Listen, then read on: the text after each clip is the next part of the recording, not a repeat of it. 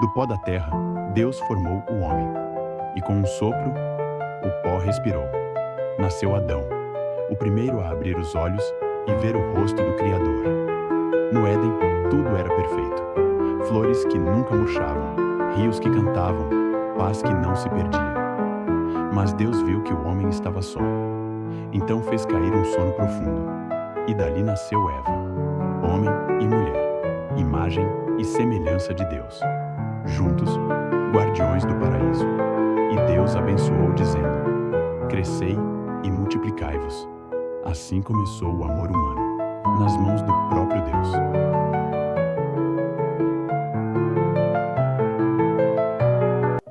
Boa noite, Paulo, aos ouvintes, aqueles que estão nos acompanhando aí no canal.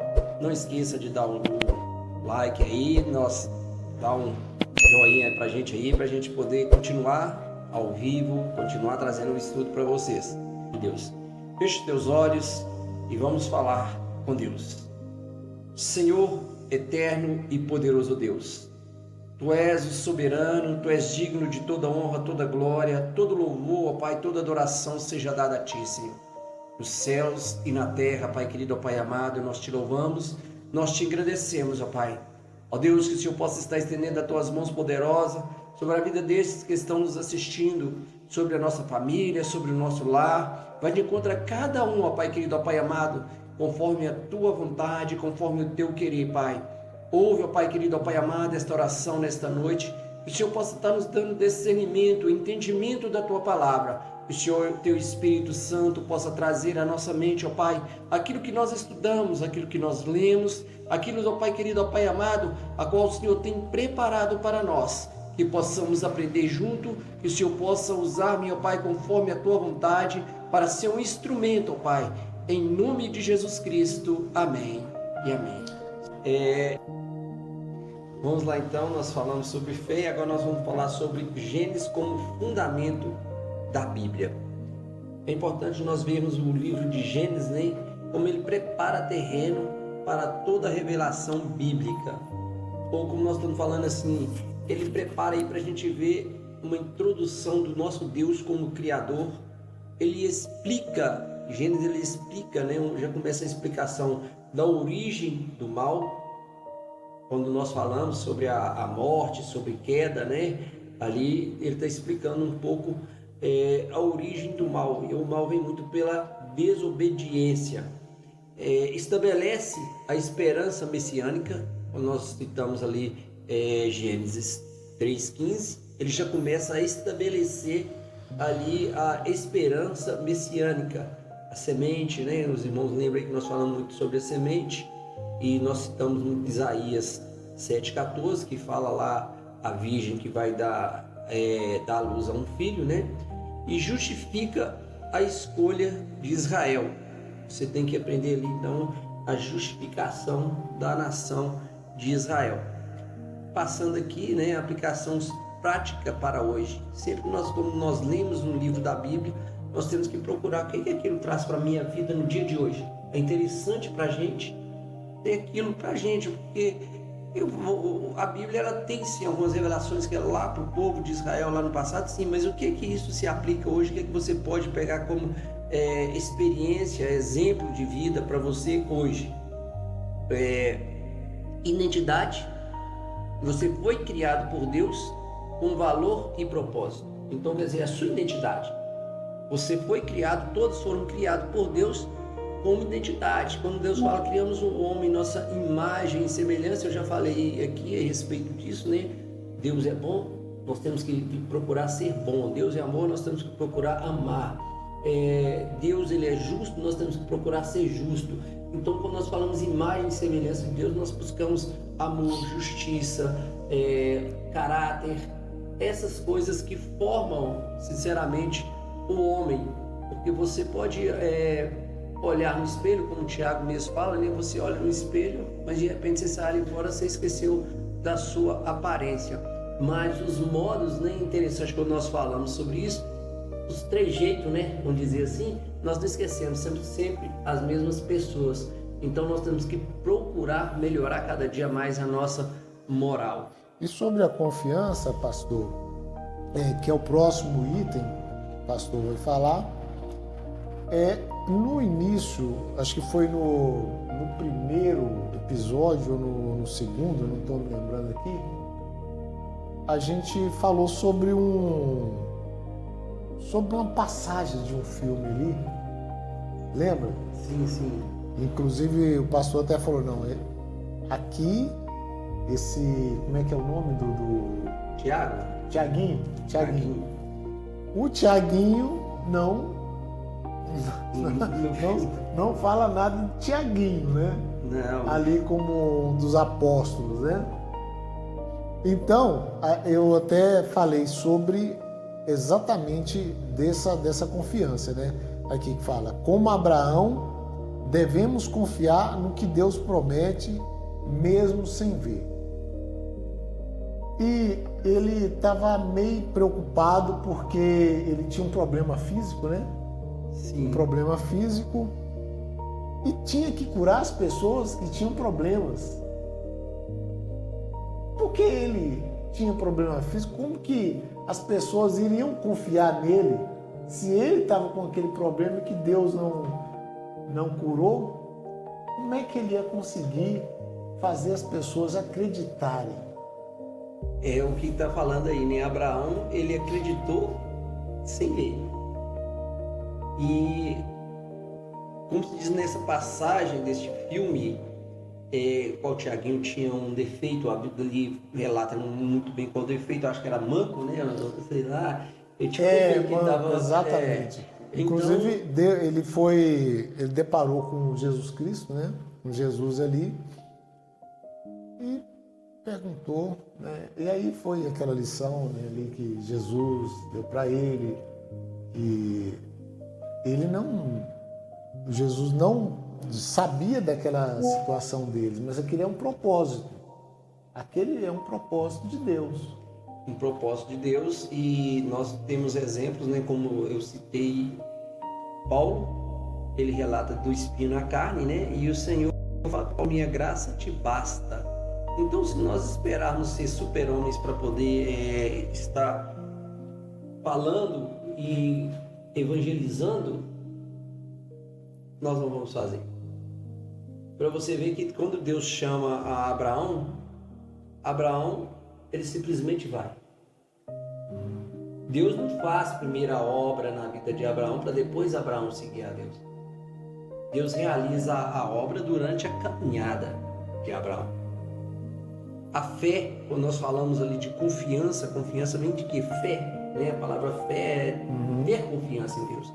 Então nós temos que saber que a maior fé que nós temos que ter, a maior confiança que nós temos que ter é na maior promessa que Deus deu sobre nossas vidas, que nós falamos em Gênesis 3,15, um plano de redenção. Quando nós falamos de fé, Abraão, confiança, você confiar em Deus, a primeira coisa que o cristão tem que saber é que ele tem a sua salvação garantida em Cristo Jesus. E a palavra fala que aquele que crer quer dizer ter fé em Cristo Jesus, confessar e seguir, e esse tem direito à salvação. Então, quando nós falamos aqui de confiança, nós estamos falando muito, a maior confiança que eu tenho que ter é na minha salvação. E fazer com que outras pessoas, como eu evangelizo, eu evangelizar uma pessoa, o Senhor vai te dar um carro, o Senhor vai te dar uma casa. Não, a primeira palavra que eu tenho que levar para ela é que Deus é bom e que Deus se preocupa com a vida dele. Deus quer ver ele melhor. Então, ter a confiança como Abraão teve, né, é acreditar. Você vê a sua salvação. Como que nós vemos a nossa salvação? É através dos olhos da fé. Então, esta é a confiança que nós temos que ter, a certeza de uma vida eterna com Cristo Jesus. E Abraão, ele tinha essa confiança. Ele via as coisas que o Senhor prometeu eterno. Eu pergunto para você, quando é que concretizou todas as promessas na vida de Abraão? Abraão já tinha partido. Exatamente. Abraão já tinha partido. Abraão, ele teve Ismael, Isaac, teve mais filhos também, certo? Porém, quando se transforma em uma nação, Abraão já tinha morrido, mas a promessa não se cumpriu. Ele não viu a sua nação crescer, né? Não mas viu. A promessa ela se cumpriu. Ele não viu fisicamente, mas exato. Espiritualmente ele tinha certeza. Exatamente. A confiança dele em Deus é o que ele tinha certeza da nação. Então isso é muito importante para nós, né? A aplicação prática no dia de hoje. E nós podemos pegar esses exemplos para o dia de hoje. Eu não posso perder a minha confiança em Deus. E hoje é outra coisa que nós vamos falar aqui sobre família, né? Que bênção maravilhosa Deus dá sobre a vida de Abraão. Deus faz uma promessa a Abraão: Deus abençoa as famílias e trabalha por meio delas. Essa frase aqui nós podemos pegar que fala o quê? Deus fala com Abraão: eu abençoarei os que te abençoarem e amaldiçoarei aqueles que te amaldiçoarem. Então isso nós pegamos exemplo para a nossa vida hoje. Cristo fala que da mesma forma que nós medimos, nós vamos ser medidos. Então se eu amaldiçoo, essa maldição pode recair sobre a minha vida, sobre a minha família. Então é melhor que eu seja um canal de bênção, que eu aprenda a abençoar. E o Senhor fala a Abraão isso: eu abençoarei aqueles que te abençoarem. Quando eu abençoo uma pessoa, eu entendo que eu estou sendo também abençoado por Deus, não esperando uma retribuição daquela pessoa, mas a maior retribuição que eu tenho é a bênção de Deus sobre a minha vida. É uma lição que nós podemos pegar da prática para o dia de hoje dentro do livro de Gênesis. Outra coisa, perdão. A história de José ensina que perdoar, liberar, restaura. Ou seja, liberar perdão é restaurador. E você vê, essa é uma das histórias, né, mais impressionante e que realmente traz esse exemplo para a gente, que essa história de José, né, que ele sofreu, né, estava ali quase, foi morto, depois foi vendido como escravo, só que lá Deus tinha um propósito, como foi falado aqui para ele acabou sendo o escolhido lá do rei. Escolhido, né, de Faraó para governar. E ele levou a salvação daquele povo onde ele foi deixado. E também, é claro, salvou a família dele através dessa salvação que ele deu para o outro, né? E ali no transcorrer daquela história dele, ele demonstrou realmente esse perdão aos seus irmãos, né? Ele demonstrou, né, o perdão, não só a demonstração, como se diz, por palavra, mas em gestos. É muito importante a gente citar isso aqui, questão de perdão. A gente aprende com José que o perdão, muitas das vezes, Paulo, as pessoas falam da boca para fora. O perdão, ele não tem que ser só em palavras, ele tem que vir também em ações. Se eu perdoei, então eu sou capaz de fazer o bem para aquela pessoa que eu perdoei. Eu faço, eu perdoo, mas ele fica lá e eu aqui. Que perdão que é esse? Nós temos exemplos de José, nós temos exemplos de Jesus com Judas. Então, assim, aqui José, olha só para você ver a história de José. A inveja dos irmãos, jogaram ele dentro de uma cisterna para ele poder morrer. Depois, um tentou salvar, os outros chegou e não queria, e venderam ele para o Egito como escravo. Foi parar na casa de Potifar.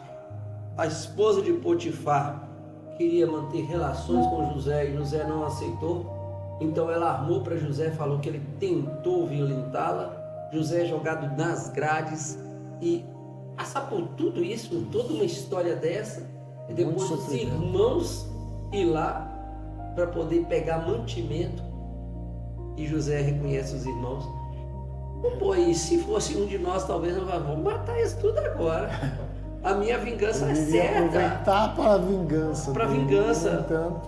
No entanto, o que José queria era trazer toda a família. Exato. Era rever o irmão mais novo e trazer a família. Né? Porque José tinha Benjamim. Era mais novo que José. O Benjamim. Benjamim, mais novo que José. José não era o caçula, né? Não era o caçula. Então, assim, ele queria rever Benjamim, ele queria rever o pai. E uma estratégia que ele usou foi aquela de colocar coisas dentro dos sacos de mantimento deles para poder trazer eles. É linda a história de José porque não foi só com palavras, foi com gestos. Então o perdão verdadeiro ele não vem só de palavras, ele vem com gestos que demonstram o verdadeiro perdão. O perdão de Jesus para conosco, ele não foi só com palavras, ele veio com gestos. Gestos de quê? De sacrifício na cruz. Exatamente. Para que o nosso perdão fosse total. Então o perdão, quando nós falamos em perdão, nós devemos de aprender que o perdão ele vem com gestos e ele libera restauração. O perdão de José restaurou toda a família e dando ali início a uma nação dentro do Egito. Nós aprendemos também sobre a obediência. A obediência atrai bênção e prosperidade. A obediência de Abraão, a obediência de José, tudo isso, quando nós obedecemos, a palavra de Deus fala é melhor obedecer do que sacrificar. A melhor maneira de nós quebrarmos todas as barreiras, né, e trazer bênção sobre nossas vidas é obedecendo a Deus. Tá? Então nós temos que aprender a obedecer. E por último agora, né, nós estamos chegando aí ao final. Nós vamos deixar aqui aquilo que no 8 aí, né, sugestão de leitura e estudo diário. Paulo, nós conseguimos ler Gênesis em 7 dias. Uma semana. Dá pra gente ler. Seguindo a sugestão. Seguindo essa sugestão aí. Vamos agora para sugestão de leitura de estudo diário. Em 7 dias nós vamos conseguir ler Gênesis seguindo aí essas dicas e essa sugestão para leitura, tá? Você vai ler, sempre pega aí o estudo que nós deixamos aí, pega aqui esse tópico para você estar dando ali uma... lembrando e trazendo ali à mente e você podendo trazer aquilo ali, as dicas, né? Tudo que foi falado aqui durante esse período desse estudo, quando você estiver lendo. Se você pegar, ler 1 e o 2, capítulo 1 e 2 no primeiro dia, você vai ler sobre a criação. Lembra que até o 2.4 ali, você então lê o 1 e o 2 todo. Segundo dia, você vai pegar sobre a queda e consequências. Então você vai ver ali o que é a consequência do pecado, o que trouxe a consequência da queda. Nós falamos muito sobre a questão do homem ter perdido um pouco da sua a sua questão da mente como raciocínio lógico, né? O homem perdeu muito ali com a queda. Então você vai ver do 3 ao 4, quer dizer, mais 3 capítulos aí em um dia, facinho para ler, né? Como nós pegamos depois lá sobre o dilúvio e a aliança de Deus, tá, com Noé, nós vamos ler ali, você sempre vai buscando ali e refletindo sobre a personalidade, sobre a pessoa de Noé, sobre a obediência de Noé em construir a arca. Então no dilúvio você vai ver novamente a humanidade estava em pecado. Nós falamos sobre isso, você vai lembrar os tópicos lá que nós falamos sobre a questão do homem pensar só em casar, beber, comer e dar-se em casamento, né? Então ali nós vamos ver que somente Noé estava em obediência a Deus e construiu a arca. Depois nós vamos pegar uma parte muito importante para nós, a Torre de Babel do 10 e 11, são mais 2 só, no dia 4, 10 e 11, você vai ler a respeito da Torre de Babel. o homem queria chegar a Deus e impor, né, a autoridade e tudo sobre Deus, e Deus então dá aquela confusão de línguas, e onde o homem separa. Lembrando sempre do personagem Nimrod, tá, irmãos? Tem estudos que falam muito lindo sobre esse personagem. E o dia 5, nós vamos ler sobre Abraão. História linda, do 12 até o 25. Você vai ler mais, mas você vai aprender muito com o personagem, com a pessoa de Abraão. Vai aprender sobre fé, vai aprender também sobre obediência, vai aprender sobre sacrifício e vai aprender a questão também de desobediência, o que causa. Então tudo isso, tempo do homem, tempo de Deus, o que nós vamos aprender? Sara e Abraão conseguiu esperar o tempo de Deus. Tem filho ali que é o filho da promessa, mas tem também Ismael, que foi filho da escrava Agar. Então vamos aprender sobre isso.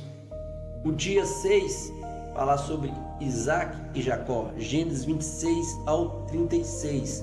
Então você vai aprender sobre Isaac, sobre Jacó, e já começa as 12 tribos. Pega os nomes, olha depois, faz o estudo. Mais na frente tem falando sobre as 12 tribos, mas já aproveita para você olhar quais são os filhos de Jacó. Você tem Judá, você tem Levi, você tem José, né?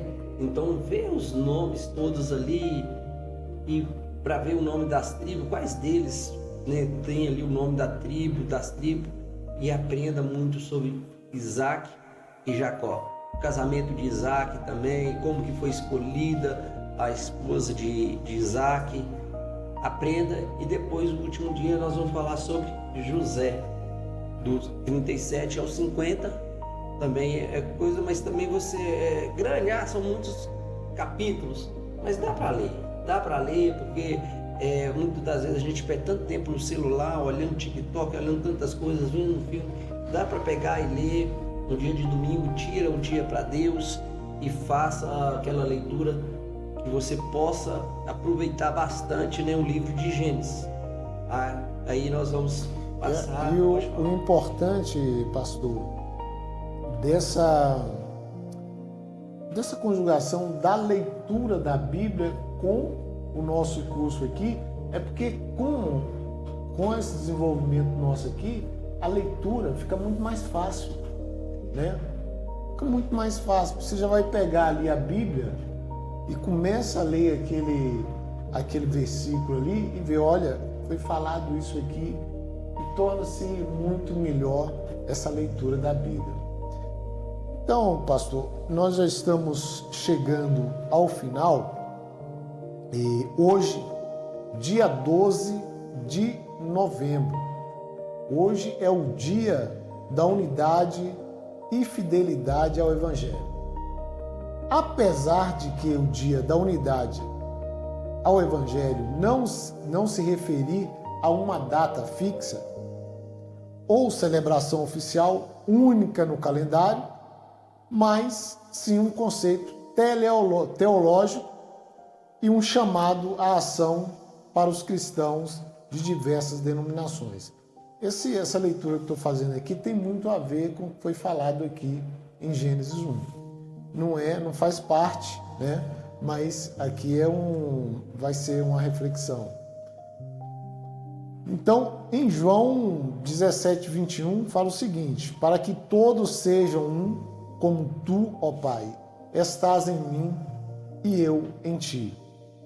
Nesse dia 12, como eu falei, lembramos um acontecimento que atravessa os séculos, o testemunho daqueles que deram a vida pela verdade do Evangelho e pela unidade do corpo de Cristo.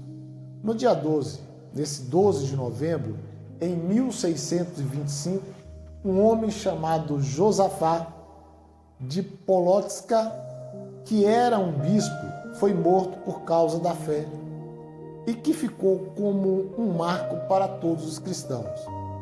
Ele acreditava que Cristo é maior do que as divisões humanas e que a verdade deve ser vivida com amor e coragem, mesmo quando isso custa muito caro.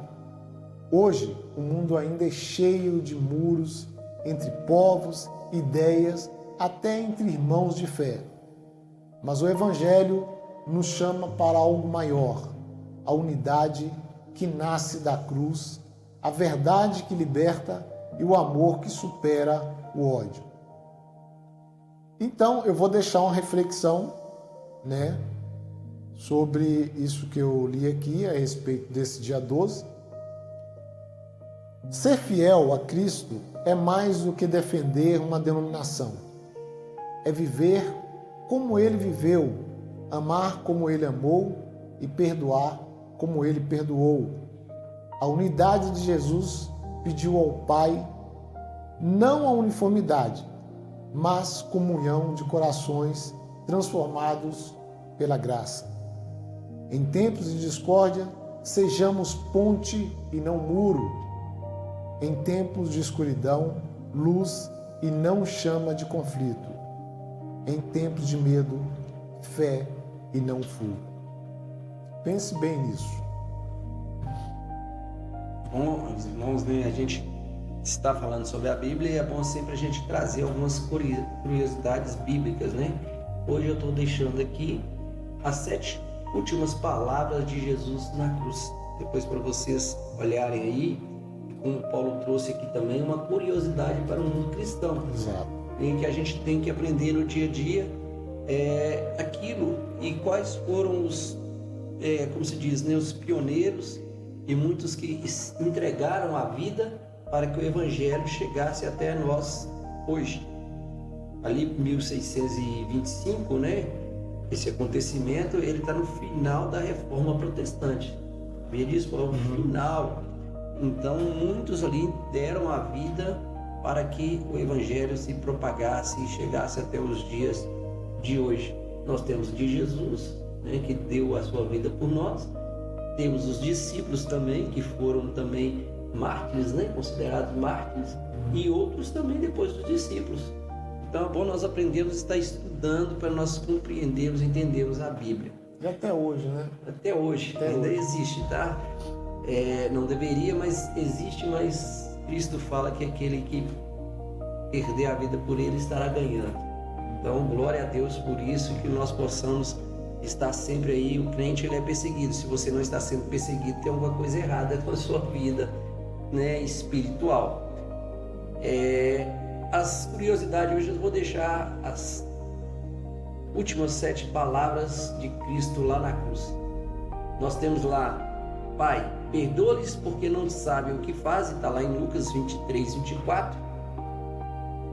Hoje está comigo, e hoje estará comigo no paraíso. É aquilo que Jesus também fala, aquele ladrão na cruz, Lucas 23, 43. Mulher, eis aí o teu filho. Filho, eis aí a tua mãe. João 19, do 26 e 27. Jesus falando com Maria e determinando o cuidado do filho para com a mãe, da mãe para com filhos, com o apóstolo João. E essa aqui depois nós vamos falar um pouco mais. Algumas Bíblias está em Mateus, se não me engano, está Eli, Eli, lama sabachthani. Essa palavra sabachthani em aramaico. Nós falamos algumas vezes, significa Deus meu, por que me abandonaste, ou por que me desamparaste, Então, outra, tenho sede, João 19, 28, está consumado também, João 19, 30, e por último, Pai, nas tuas mãos entrego meu espírito.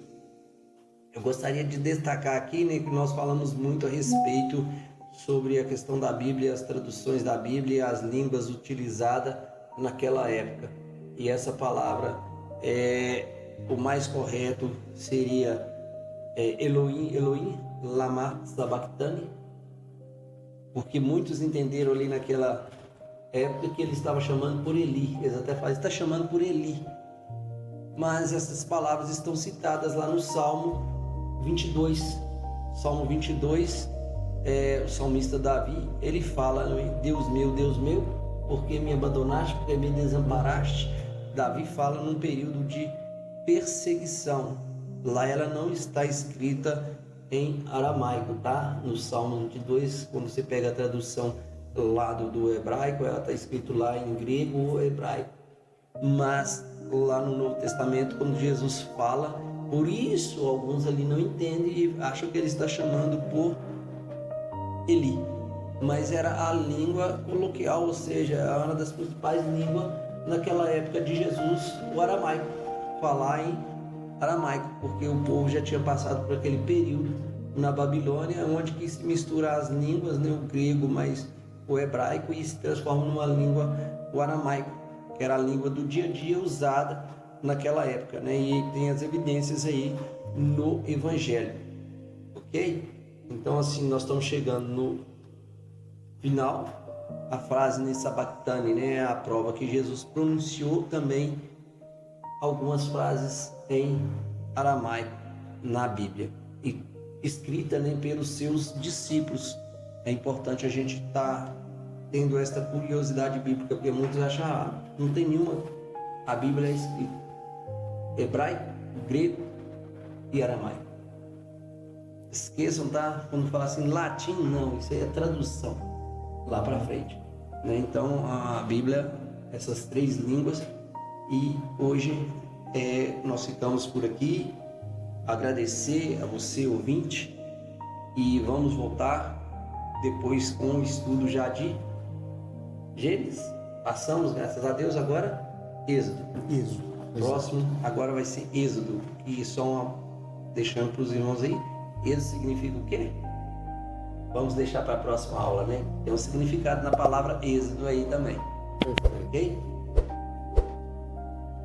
Oração. Mais uma coisa, vamos agradecer agora, né, a Deus, para que Ele continue nos dando força para que nós possamos continuar também aqui trazendo os estudos para vocês.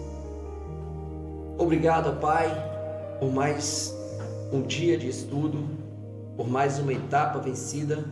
Que o Senhor possa nos dar força, sabedoria e entendimento, Pai, para que possamos juntos estudar a Tua Palavra. Que Teu Espírito Santo venha abençoar cada lar, cada família, cada ouvinte.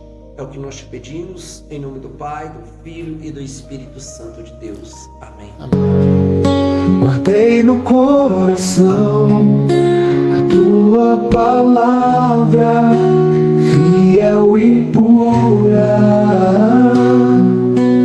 Ela é o meu escudo, a minha armadura. Nos caminhos tortuosos ela me faz andar. Guardei no coração a Tua palavra, pra sempre vou guardar.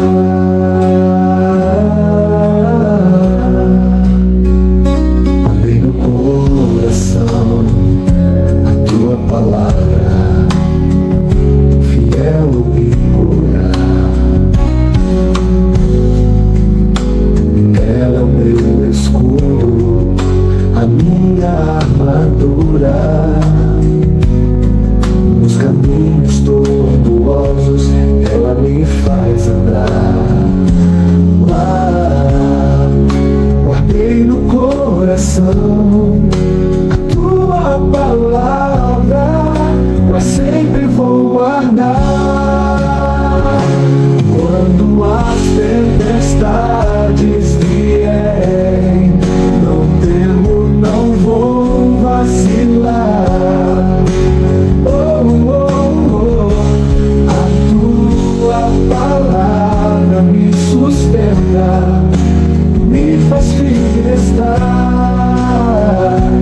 na escuridão do vale. Ela é minha luz a brilhar. Guardei no coração a Tua palavra, pra nunca me afastar.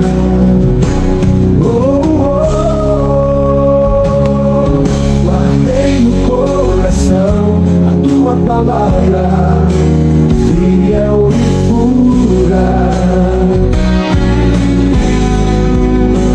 Ela é o meu escudo, a minha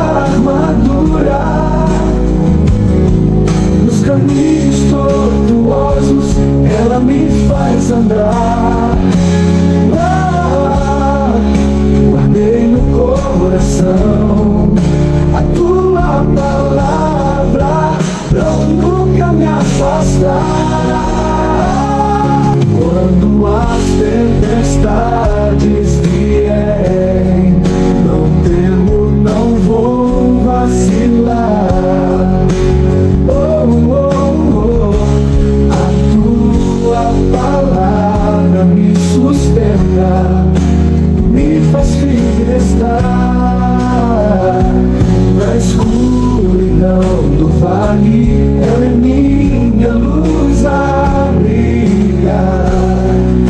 Guardei no coração a tua palavra, pra nunca me afastar. Oh, oh, guardei no coração a tua palavra, fiel e pura.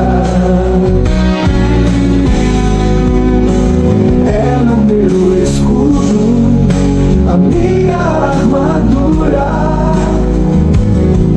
Nos caminhos tortuosos ela me faz andar. Guardei no coração a tua palavra, pra nunca me afastar.